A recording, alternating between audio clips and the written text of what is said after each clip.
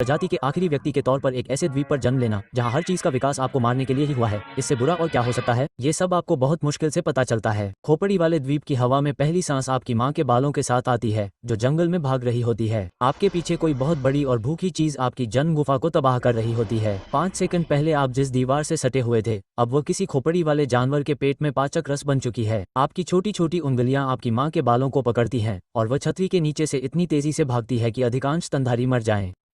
नीचे वो घृणित प्राणी गति करता रहता है, उसकी 2 मांसल भुजाएं उसके सर्पीले शरीर को बहुत तेजी से आगे खींचती हैं। 60 टन विकासवादी द्वेष और वह आपको नाश्ते के तौर पर चाहता है। आपकी माँ का दिल आपके नवजात शरीर पर धड़कता है। एक जैविक ढोल जिसका मतलब है भागो या मरो। अस्तित्व में आने के 3 मिनट बाद ही आप प्रकृति के सबसे जटिल सर्वाइवल शो के सह कलाकार बन जाते हैं। कोई विज्ञापन नहीं, कोई स्टंट डबल नहीं, और समीक्षाएं खून से लिखी जाती हैं। आपके शुरुआती दिन आपकी माँ के फर से चिपके हुए गुजरते हैं क्योंकि वह इस प्रागैतिहासिक दुस्वप्न से गुजरती है। हर बेल एक योद्धा हो सकती है जो कुंडली मारकर इंतजार कर रही हो। हर छाया में एक वासाटोसिरस रेक्स छिपा हो सकता है। और उन पागल गिद्धों के बारे में तो मुझे बताना ही मत जो ऊपर मंडराते रहते हैं, किसी चीज के मरने का इंतजार करते हैं। आप मूल रूप से प्रकृति के सबसे विकृत थीम पार्क में रह रहे हैं जहां सभी सवारी आपको खाने की कोशिश कर रही हैं। जब आपकी मां झूलती हुई नदी से निकलती है तो उसका बायोल्यूमिनेसेंट ल्यूर मौत के डिस्को बॉल की तरह चमकता है। जब आप कुछ साल के होते हैं तो आप प्यारे फुटबॉल से अजीब किशोर बंदर में बदल जाते हैं। आपके अंग अभी तक आपके शरीर से मेल नहीं खाते हैं और आपकी छाती पीटने की कोशिशें ऐसी लगती हैं जैसे कोई पानी के नीचे बोंगो बजा रहा हो। लेकिन हे, कम से कम आप पारिवारिक व्यवसाय सीख रहे हैं, द्वीप के शीर्ष शिकारी होने के नाते, या बनने की कोशिश कर रहे हैं। वैसे भी आपका पहला एकल शिकार उतना ही अच्छा होता है जितना आप उम्मीद करते हैं। दलदल के पास चरते हुए आपको एक सुंदर रसदार भैंसा दिखाई देता है। आसान निशाना है न? गलत। ये चीजें टैंक की तरह बनी होती हैं जिन्हें गुस्सा काबू करने में दिक्कत होती है। एक बार सिर पर वार करने के बाद आप कीचड़ के गड्ढे में गिर जाते हैं जहां मोटरसाइकिल के आकार का टिड्डा आपको अपना निशाना बना लेता है। Double smooth. साल बीतते हैं और आपको स्कल आइलैंड के इस पूरे आतंक का अंदाजा हो जाता है।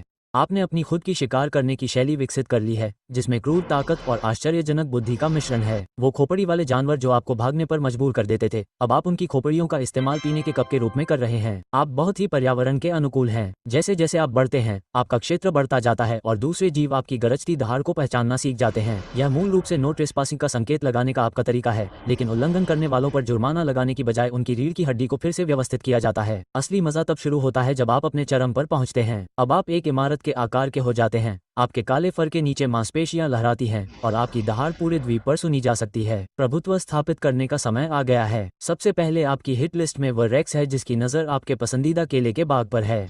लड़ाई बहुत क्रूर है। आपके बेहतर पहुंच और विरोधी अंगूठों के मुकाबले 3 दांतों वाले जबड़े। आप उसके जबड़े को बीच में से पकड़ते हैं और उसकी खोपड़ी से विषबोन खेलते हैं। बात समझ में आ गई, लेकिन राजा होने का मतलब सिर्फ खोपड़ी को चलना और छाती पीटना नहीं है। अब आपकी जिम्मेदारियां हैं। द्वीप का पारिस्थितिकी तंत्र इस बात पर निर्भर करता है कि आप खोपड़ी के रेंगने वालों को काबू में रखें। ये भूमिगत दुस्वप्न एनर्जी ड्रिंक पीने वाले खरगोशों से भी तेजी से प्रजनन करते हैं, और अगर आप संहारक नहीं बनते तो वे हर जगह छा जाते। इसलिए हर कुछ दिनों में आप हड्डियों के खेतों में ऐसे जीवों से लड़ते हैं जो ऐसे दिखते हैं जैसे किसी ने छिपकली को पूरी तरह से नफरत से पार कर लिया हो। आपके दिन एक लय में बीतते हैं। सुबह गश्त लगाकर इलाके की पहचान करना, दोपहर में अपने पहाड़ी किले में झपकी लेना, शाम को जो भी स्वादिष्ट लगे उसका शिकार करना। आपको स्क्विड का भी शौक हो गया है, हालांकि उन्हें पकड़ने का अंत आमतौर पर पेड़ के तने जितने बड़े टेंकल से होता है। द्वीप के राजा होने का एहसास तब होता है जब आप पूरे शरीर पर कैलामारी लपेटे हुए समुद्र से निकलते हैं और रेजा मछलियों का एक झुंड